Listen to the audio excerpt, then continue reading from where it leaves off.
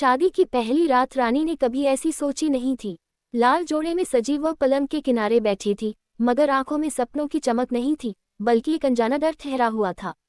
कमरे की दीवारों पर सजे फूल, धीमी रोशनी और बाहर से आती शहनाई की टूटी फूटी आवाजें सब कुछ सामान्य दिखा रही थीं, पर रानी का मन किसी अनदेखे तूफान की आहट महसूस कर रहा था। ये सिर्फ मनोहर के साथ उसकी पहली रात नहीं थी, बल्कि उस घर के साथ उसकी पहली परीक्षा थी, जहां हर मुस्कान के पीछे एक गन्ना और हर आशीर्वाद के पीछे एक शर्त छुपी थी।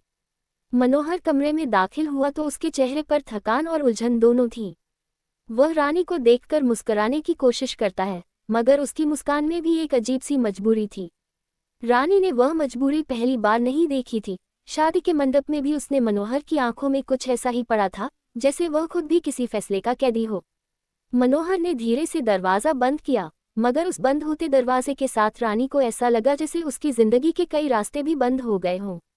उसी वक्त घर के दूसरे छोर पर बीना देवी अपने कमरे में बैठी थी। वह सास थी, पर उसकी आंखों में ममता नहीं, बल्कि एक कठोर रणनीति चमक रही थी।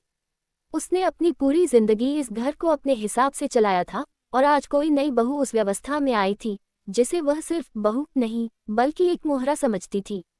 बीना देवी के मन में रानी के लिए न कोई कोमलता थी, न सहानुभूति। उसके लिए रानी एक सवाल थी, क्या ये लड़की आज्ञाकारी निकलेगी या उसे झुकाने के लिए नए हथकंडे अपनाने पड़ेंगे। रानी को नहीं पता था कि शादी की पहली रात सिर्फ पति पत्नी के रिश्ते की शुरुआत नहीं होती, बल्कि इस घर में साजिशों का पहला अध्याय भी यहीं से लिखा जाता है। मनोहर ने उससे धीरे से पूछा, डर तो नहीं लग रहा? रानी मुस्कुराई, मगर वह मुस्कान अधूरी थी। उसने सिर हिलाया, पर मन में जानती थी कि डर सिर्फ अनजान रिश्ते का नहीं, बल्कि उस चुप्पी का है जो इस घर की दीवारों में बसी हुई है। रात गहराती गई, मगर बीना देवी की आंखों से नींद कोसों दूर थी। वह जानती थी कि पहली रात ही बहू के मन को तोड़ने या मोड़ने का सबसे सही समय होता है। वह चाहती थी कि रानी समझ जाए कि इस घर में उसकी जगह कहाँ है। उसने मन ही मन एक योजना बुनी, ऐसी योजना जो बाहर से परंपरा लगे, मगर भीतर से रानी को अकेला और कमजोर कर दे। अचानक दरवाजे पर हल्की सी आहट हुई। मनोहर चौंक गया। इससे पहले कि वह कुछ समझ पाता, बीना देवी की आवाज बाहर से आए, बहू, परंपरा निभानी है। रानी के हाथ कांप गए।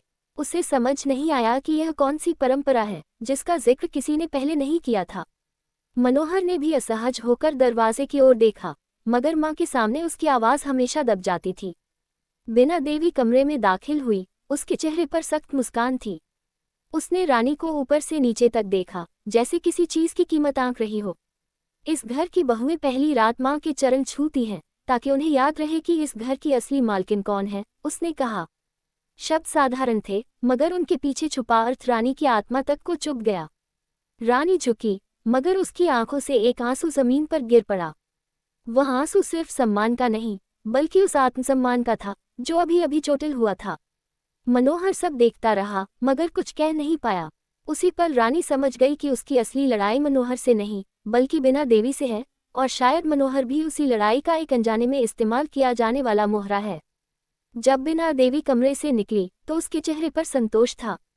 उसे लगा कि उसने पहली चाल चल दी है, मगर उसे यह अंदाजा नहीं था कि रानी की खामोशी कमजोरी नहीं, बल्कि आने वाले तूफान से पहले की शांति है।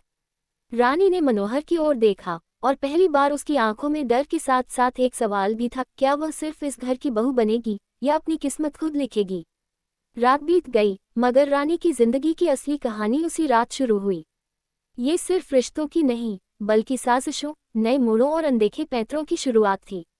बीना देवी ने जो खेल शुरू किया था, उसका जवाब रानी कब और कैसे देगी, यह आने वाला वक्त तय करेगा।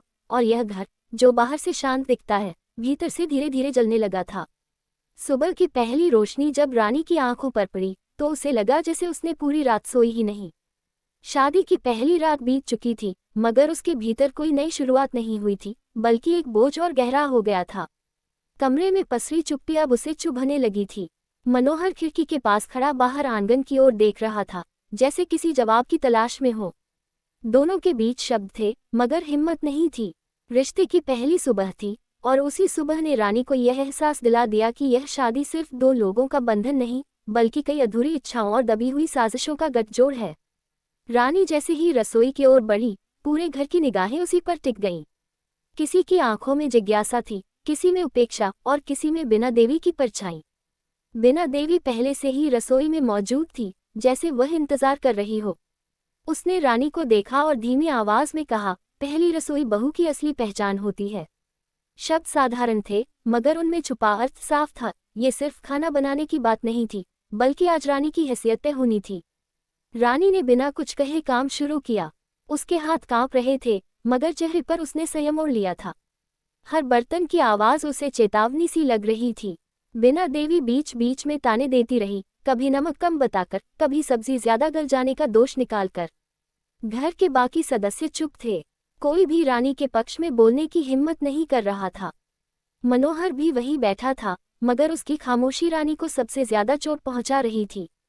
नाश्ते की थाली जैसे ही बिना देवी के सामने रखी गई, उसने एक और लिया और थाली एक और सरका दी। अभी सीखना बाकी है, उसने ठंडे स्वर में कहा। वह वाक्य सिर्फ खाने के लिए नहीं था, बल्कि रानी के पूरे अस्तित्व पर टिप्पणी थी। रानी की आंखें भर आईं, मगर उसने आंसू गिरने नहीं दिए। उसे पहली बार एहसास हुआ कि इस घर में रोना भी कमजोरी माना जाएगा। दोपहर तक रानी थक चुकी थी, मगर बिना देवी की साजिशें खत्म नहीं हुई थी। उसने जानबूझकर पड़ोस की महिलाओं को बुलाया, ताकि नई बहू की परीक्षा सबके सामने हो। हर सवाल, हर ताना रानी के आत्मविश्वास पर वार कर रहा था। कोई पूछता दहेज के बारे में, कोई मायके की हैसियत पर तंज कसता। बिना देवी बस मुस्कुराती रही, जैसे ये सब उसकी मौन स्वीकृति से हो रहा हो। उसी शाम रानी को पहली बार इस घर के सच का एक और पहलू दिखा। उसे पता चला कि मनोहर की चुप्पी सिर्फ डर नहीं, बल्कि एक पुराना अपराध बोध भी है। रात को जब दोनों अकेले थे, तो मनोहर ने टूटी हुई आवाज में कहा, माँ जैसी कहती है वैसा करना मेरी आदत बन गई है। मैं कभी उनके खिलाफ खड़ा नहीं हो पाया। रानी ने उसकी ओर देखा। उस पल उसे मनोहर पर गुस्सा नहीं आया, बल्कि दया आई। वह समझ गई कि बिना देवी ने सिर्फ बहू नहीं, अपने बेटे को भी अपने काबू में जकड़ रखा है। मगर रानी कमजोर नहीं थी। उसी रात उसने मन ही मन एक फैसला किया। वह इस घर में सिर्फ सहने के लिए नहीं आई थी। उसने तय किया कि वह बिना देवी के हर पैतरे को समझेगी, हर चाल का जवाब समय आने पर देगी। वह चुप रहेगी, मगर डर के कारण नहीं, रणनीति के कारण। अगले दिन बिना देवी ने एक नई चाल चली। उसने मनोहर को शहर के काम से बाहर भेज दिया और रानी को घर में अकेला छोड़ दिया, ताकि उसे एहसास हो कि बिना सहारे के वह कुछ नहीं। मगर यह चाल उल्टी पड़ने वाली थी। रानी ने पहली बार घर के पुराने कागजात देखे, पुराने लोगों से बातें की और उसे पता चला कि बिना देवी की कठोरता सिर्फ स्वभाव नहीं, बल्कि एक छुपे हुए डर से जन्मी है। डर इस बात का कि कहीं उसकी सत्ता छिन न जाए। रानी के भीतर अब एक नई आग जल चुकी थी। यह आग बदले की नहीं, बल्कि आत्मसम्मान की थी। वह जान चुकी थी कि यह लड़ाई लंबी है और हर मोड़ पर नया षड्यंत्र उसका इंतजार करेगा। मगर वह तैयार थी। बिना देवी ने उसे कमजोर समझने की गलती कर दी थी। रात को जब बिना देवी अपने कमरे में अकेली बैठी थी, तो पहली बार उसके मन में हल्की सी बेचैनी हुई। उसे लगा जैसे घर की हवा बदल रही हो। उसे यह अंदाजा नहीं था कि जिस बहू को उसने पहली रात ही झुकाने की कोशिश की थी, वही बहू धीरे धीरे उसकी सबसे बड़ी चुनौती बनने वाली है। ये सिर्फ सास बहू की कहानी नहीं रही, यह अब सत्ता, चुप्पी और बदलते रिश्तों की जंग बन चुकी थी। और इस जंग का अगला अध्याय पहले से भी ज्यादा खतरनाक होने वाला था। रात उस दिन कुछ अलग थी। हवा में एक अजीब सी बेचैनी घुली हुई थी, जैसे घर की दीवारें भी आने वाले तूफान को महसूस कर रही हों। रानी आंगन में खड़ी आसमान की ओर देख रही थी। उसे लग रहा था कि यह वही घर है, वही लोग हैं, मगर वह खुद अब वही लड़की नहीं रही जो शादी की पहली रात कांपते हाथों से पलंग के किनारे बैठी थी। अब उसके भीतर डर नहीं था, बल्कि एक ठोस समझ थी कि अगर चुप रहकर जीना पड़े तो इंसान धीरे धीरे मरने लगता है। बिना देवी अपने कमरे में बैठी थी, मगर आज उसकी आंखों में वह पुराना आत्मविश्वास नहीं था। उसे लग रहा था कि रानी की खामोशी अब पहले जैसी नहीं रही। उसमें सवाल थे, और सवाल सत्ता के लिए सबसे खतरनाक होते हैं। बिना देवी ने अपने जीवन में बहुत कुछ खोया था। पति जल्दी चल बसे थे, जिम्मेदारियां अचानक उसके कंधों पर आ गई थीं, और उसी दिन उसने तय किया था कि वह इस घर में दोबारा कभी कमजोर नहीं बनेगी। लेकिन उस फैसले की कीमत उसने रिश्तों से चुकाई थी। बेटी को उसने ढाल बना लिया था, और बहुओं को दीवार। मनोहर जब शहर से लौटा तो उसने घर का माहौल बदला हुआ पाया। रानी पहले से ज्यादा शांत थी, और यह शांति उसे डराने लगी। उसने पहली बार महसूस किया कि रानी अब सिर्फ उसकी पत्नी नहीं, बल्कि एक सोचने वाली, समझने वाली और शायद उससे भी आगे देखने वाली स्त्री बन चुकी है। उसी रात रानी ने मनोहर से कहा कि वह इस घर में अपमान के साथ नहीं रह सकती। उसकी आवाज़ ऊंची नहीं थी, मगर शब्द बहुत भारी थे। मनोहर ने पहली बार जवाब में चुप्पी नहीं साधी। उसने बस इतना कहा कि वह कोशिश करेगा, और ये कोशिश ही रानी के लिए उम्मीद की पहली किरण थी। अगले दिन बीना देवी ने आखिरी और सबसे बड़ा पैंतरा खेला। उसने पूरे घर के सामने रानी पर इल्जाम लगा दिया कि वह घर तोड़ने आए हैं, बेटे को मां से दूर कर रही है। ये वही आरोप था जिससे वह हर बहू को डराती आई थी। घर के लोग सहम गए, माहौल तनाव से भर गया। मगर इस बार रानी पीछे नहीं हटी। उसने पहली बार बीना देवी की आंखों में आंखें डालकर बात की। रानी ने कहा कि वह घर तोड़ने नहीं आई, बल्कि खुद को जोड़ने आई थी। उसने कहा कि सम्मान मांगा नहीं जाता, कमाया भी नहीं जाता, वह दिया जाता है। उसके शब्दों में न बदला था, न कड़वाहट, बस सच था।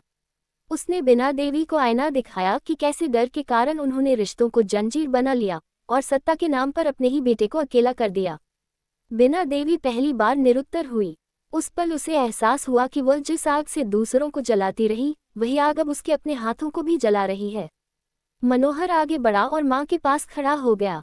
ये खड़ा होना किसी के खिलाफ नहीं था, बल्कि सच के साथ था।